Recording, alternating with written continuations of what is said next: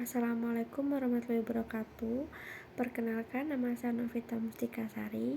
Saya dari kelas psikologi C. Hari ini saya akan menjawab pertanyaan dari teman saya yang bernama Robi Ardiansyah. Untuk pertanyaannya, yang pertama, bagaimana adab dan menjaga ilmu jika seseorang itu memiliki ilmu yang tinggi? Lalu untuk pertanyaan yang kedua, kenapa disebutkan sebagai orang yang berilmu itu pasti dipandang sebagai orang yang tinggi derajatnya? Apakah hal tersebut juga berlaku untuk semua ilmu di luar ilmu agama? Jadi untuk jawaban yang pertama itu, adab untuk menjaga ilmu itu yang pertama, jangan menyombongkan diri. Sebagaimana firman Allah dalam surat Al-Isra ayat 37 yang artinya, dan janganlah engkau berjalan di muka bumi ini dengan sombong, karena sesungguhnya engkau tidak akan bisa menembus bumi dan tidak akan mampu menjulang seperti gunung. Dalam surat ini sudah jelas bahwa Allah tidak menyukai orang-orang yang sombong. Sombong di sini diartikan mengenai sombong dengan hartanya, tahtanya, maupun ilmu yang telah ia capai.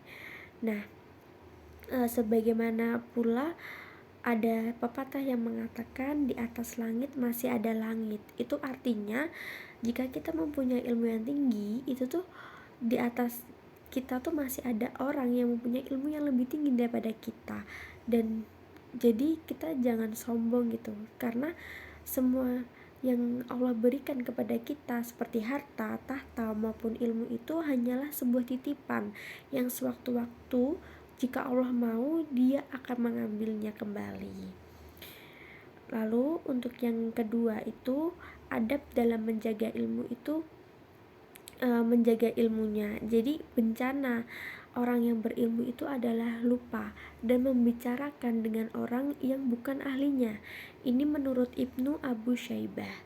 Jadi benar-benar rugi banget orang-orang yang tidak jaga ilmunya. Jadi ia dengan susah payah belajar untuk mendapatkan sebuah ilmu, namun mereka tuh lupa akan ilmu-ilmunya.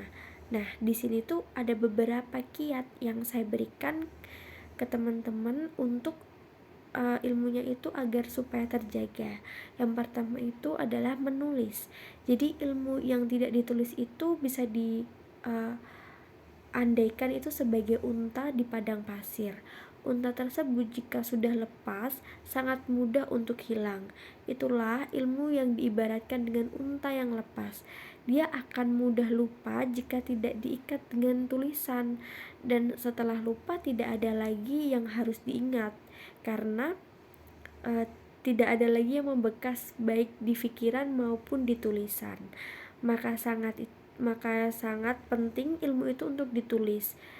Jadi ilmu itu ditulis juga sebagai bahan murojaah atau sebagai bahan untuk diajarkan kembali kepada murid-murid kita atau teman-teman kita yang lain gitu, agar ilmu yang kita terima atau kita hafalkan itu juga ilmu yang berkah dan pastinya juga terjaga seperti itu.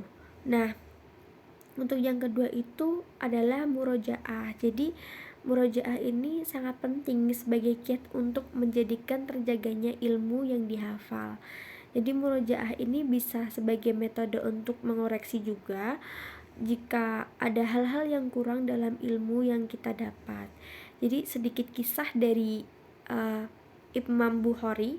Jadi ia adalah seorang imam besar perawi hadis-hadis yang sahih. Setelah ia belajar dari seorang guru, beliau itu selalu mencatat dan memurojaah ilmunya di rumah. Nah, ini tuh adalah tanda keteladanan seorang yang berilmu. Jadi dia itu sangat giat dan selalu bersemangat dalam menuntut ilmunya. Yang ketiga itu mengamalkannya. Jadi sebaiknya tuh kita tuh mengamalkannya. Jadi sungguh orang yang mengamalkan ilmunya itu benar-benar menjaga ilmunya dari kepunahan, karena kan akan dikaji oleh murid-muridnya selanjutnya gitu, sehingga itu tuh juga menjadikan ilmu itu tuh menjadi amal jariah untuk kita.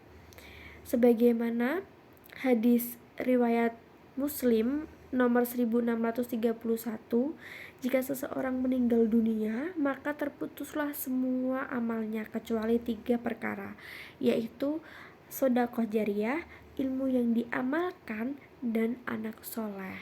Jadi penting banget untuk kita untuk selalu mengamalkan ilmunya, mengajarkan kepada teman-teman maupun murid-murid kita gitu. Yang keempat itu adalah amanah dalam menyampaikan. Jadi seorang yang berilmu itu dilihat dari cara menyampaikan ilmunya juga. Dia harus amanah sesuai dengan apa yang ia terima dari guru-gurunya terdahulu. Bukan cuma dengan kepentingan hawa nafsunya saja dia menafsirkan sendiri dengan keterbatasan ilmunya dan dalam bidang tertentu, lalu diajarkan juga dengan tidak sesuai dengan apa yang dipelajari sebelum-sebelumnya. Jadi sifat amanah ini tuh dalam menyampaikan ilmu menjadi tolak ukur untuk para ulama dalam menentukan bahwa dia itu berilmu atau tidak berilmu. Sebagai contoh adalah sebagai terciptanya hadis-hadis mutawir dan sahih, di mana para pewaris hadis tersebut itu adalah orang-orang yang kesehariannya sangat amanah dan zuhud. Maka terciptalah hadis-hadis yang bisa dijadikan hukum sampai sekarang, seperti itu.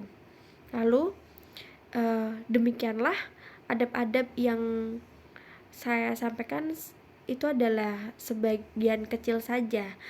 Jadi masih banyak banget adab-adab yang bisa diamalkan oleh orang-orang yang berilmu dalam mengkaji Al-Quran maupun hadis maupun ilmu-ilmu yang lain seperti itu. Lalu untuk yang jawaban nomor 2 itu dalam surat Mujadalah ayat 11 itu menjelaskan keutamaan orang-orang yang beriman dan berilmu pengetahuan. Jadi menuntut ilmu itu adalah sebuah kewajiban bagi seorang muslim. Tanpa ilmu, amal ibadah akan sia-sia. Dengan ilmu seseorang melakukan kebaikan dan amal soleh yang mampu mengantarkannya kepada kehidupan yang bahagia di dunia maupun di akhirat. Seperti itu. Jadi orang yang berilmu itu tidak akan sama dengan orang-orang yang bodoh. Orang yang berilmu itu akan mempunyai kedudukan yang terhormat dalam masyarakat yang disegani dan dihormati. Dijadikan tempat bertanya kepada masyarakat. Ini menurut Kiai Haji Barji. Jadi Allah Subhanahu wa Ta'ala sudah menegaskan dalam firman-Nya akan meninggikan derajat orang yang beriman dan berilmu. Jadi Allah akan meninggikan orang-orang yang beriman di antara kamu dan orang-orang yang berilmu beberapa derajat, ucapnya. Ditambahkan iman dan ilmu merupakan 2 komponen utama supaya derajat seseorang itu menjadi tinggi. Makanya dalam ayat di atas itu Allah berjanji akan mengangkat derajat orang yang beriman dan berilmu. Jadi kecenderungan seseorang yang menyalahkan ilmunya karena tidak didasari dengan iman, maka ia akan mempergunakan ilmunya itu untuk membodohi bahkan merugikan orang lain. Ini menurut Kiai Haji Barji juga menegaskan perlunya ilmu dibarengi dengan iman agar keselamatan hidup di dunia maupun di akhirat itu bisa terwujud. Sebab bagaimana mungkin kita itu bisa beribadah tanpa memiliki ilmu? Jadi makan saja kita harus mempunyai ilmu, seperti itu. Nah, itu saja, sekian dari saya. Apabila ada kesalahan mohon dimaafkan. Billahi taufiq wal hidayah. Wassalamualaikum warahmatullahi wabarakatuh.